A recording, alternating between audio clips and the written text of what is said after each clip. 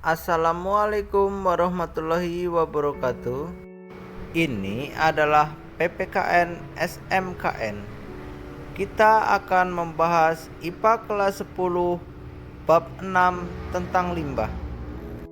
Lebih jauh tentang limbah, inilah videonya. A. Pengertian limbah. Sampah menggunung, bau busuk menusuk hidung, limbah medis berceceran mengancam lingkungan, virus tersebar kemana-mana. Apa yang salah? Beberapa kita ketemukan masker, selang infus, kadang-kadang selang itu masih ada darahnya. Ada beberapa rumah sakit sampah medis B3-nya ini buangnya ke TPS kita. Kurangnya koordinasi antar stakeholder. Special Report Limbah. Limbah adalah buangan yang dihasilkan dari suatu proses produksi baik industri maupun domestik di mana masyarakat bermukim.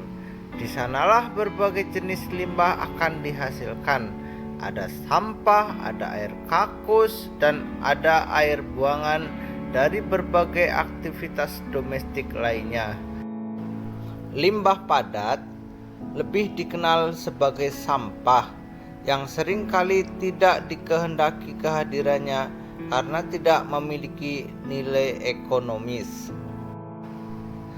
Bila ditinjau secara kimiawi, limbah tersebut terdiri dari bahan kimia senyawa organik dan senyawa anorganik.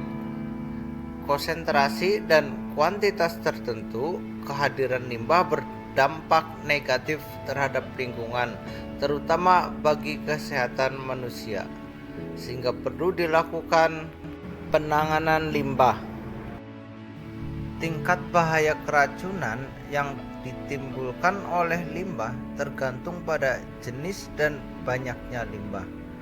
Beberapa faktor yang mempengaruhi kualitas limbah adalah volume limbah, kandungan bahan pencemar, dan pembuangan limbah. Layanan sanitasi ini tidak dapat selalu diartikan sebagai bentuk layanan yang diselenggarakan pihak lain.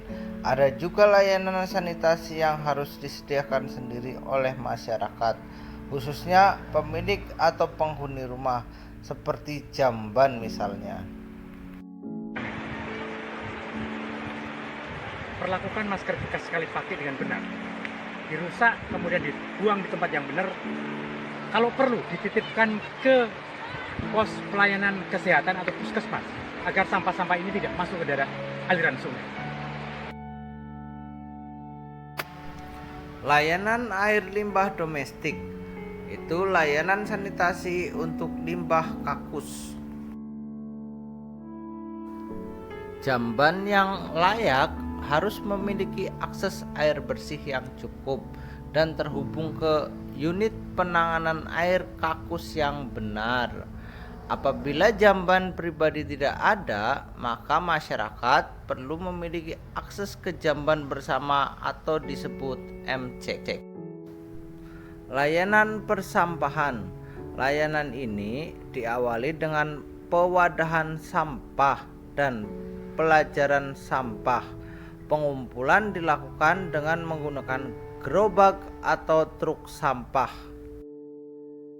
Layanan sampah. Layanan sampah juga dilengkapi dengan tempat pembuangan sementara atau TPS, tempat pembuangan akhir, atau fasilitas pengelolaan sampah lainnya.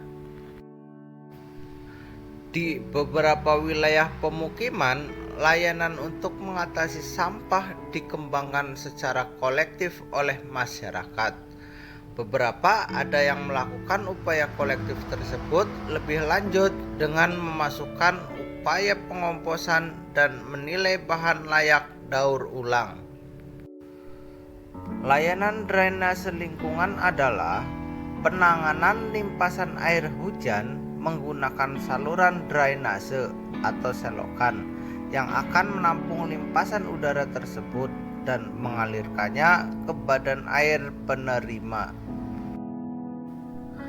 Dimensi saluran drainase harus cukup besar agar dapat menampung limpasan air hujan dari wilayah yang dilayaninya. Saluran drainase harus memiliki kemiringan yang cukup dan terbebas dari sampah. Penyediaan air bersih dalam sebuah pemukiman yang perlu tersedia secara berkelanjutan dalam jumlah yang cukup, karena air bersih memang sangat berguna bagi masyarakat. B. Baku mutu lingkungan hidup.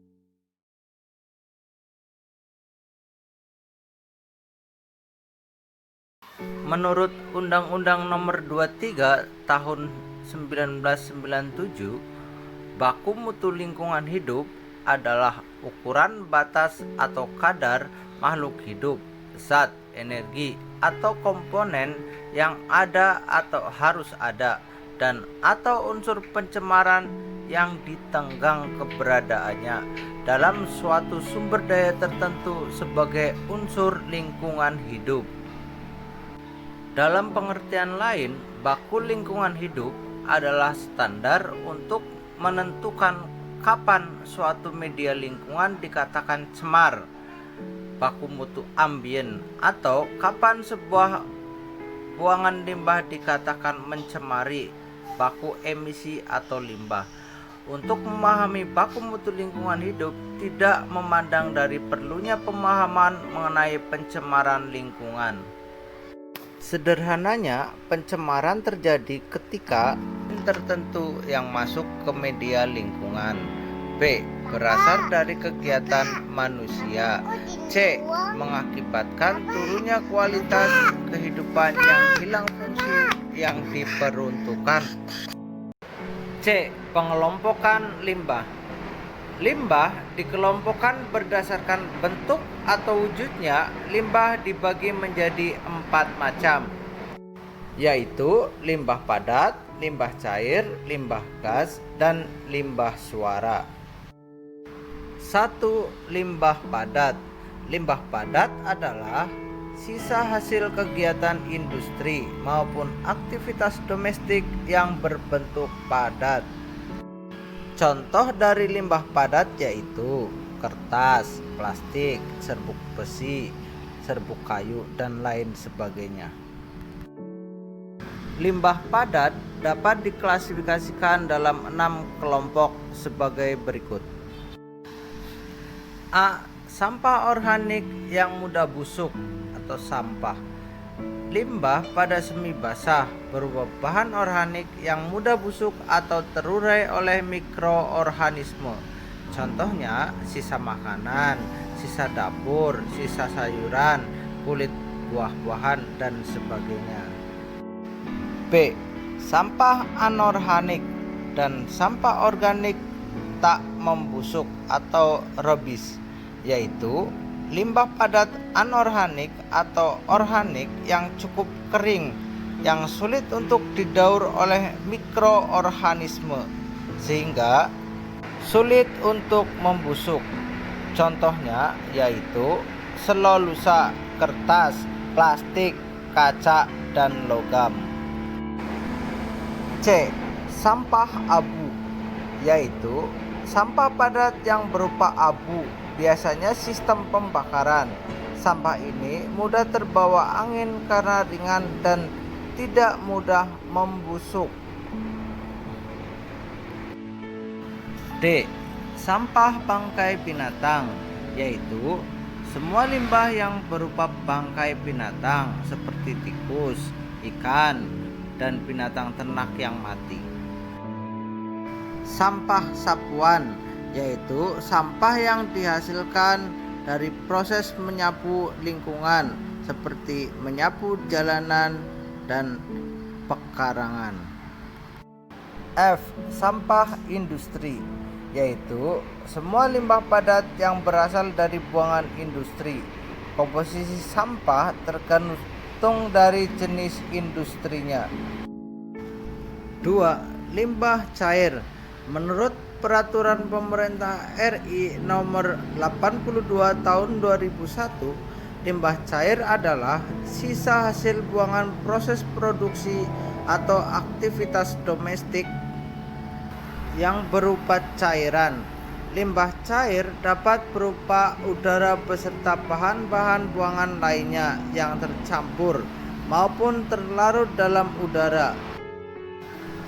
Limbah cair dapat diklasifikasikan dalam 4 kelompok, yaitu limbah domestik, limbah cair industri, rembesan dan luapan, dan air hujan. A. Limbah cair domestik, yaitu limbah cair hasil buangan dari perumahan, bangunan, perdagangan, dan perkantoran. Contohnya air sabun, deterjen, dan air sisa cucian dan air tinja. Limbah cair industri, yaitu limbah cair hasil buangan industri. Contohnya sisa pewarnaan kain, bahan dari industri tekstil, air dari industri pengelolaan makanan, sisa cucian daging, buah atau sayur.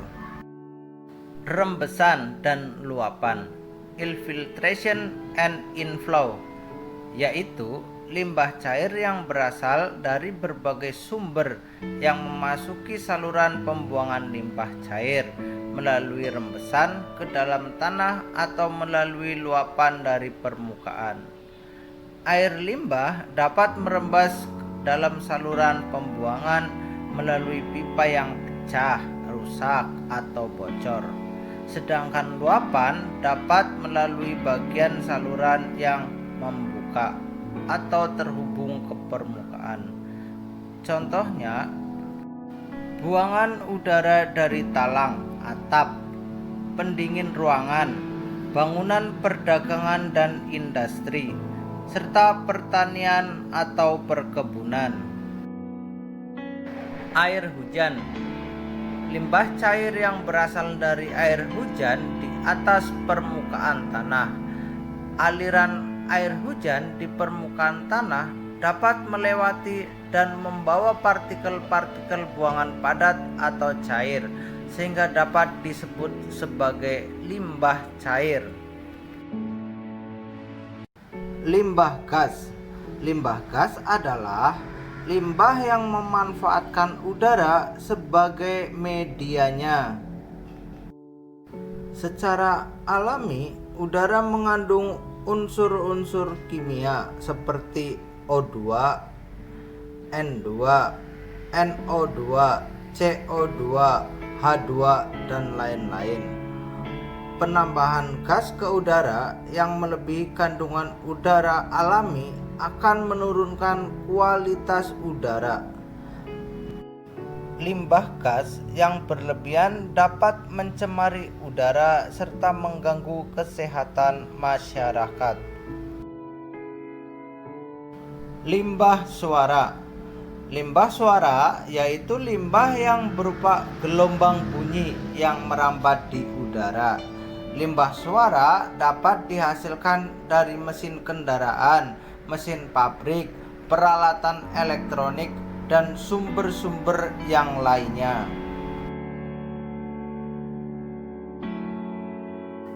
Demikianlah pembahasan IPA kelas 10 bab 6 tentang limbah. Kurang lebihnya mohon maaf. Lillahi taufiq wal hidayah. Wassalamualaikum warahmatullahi wabarakatuh.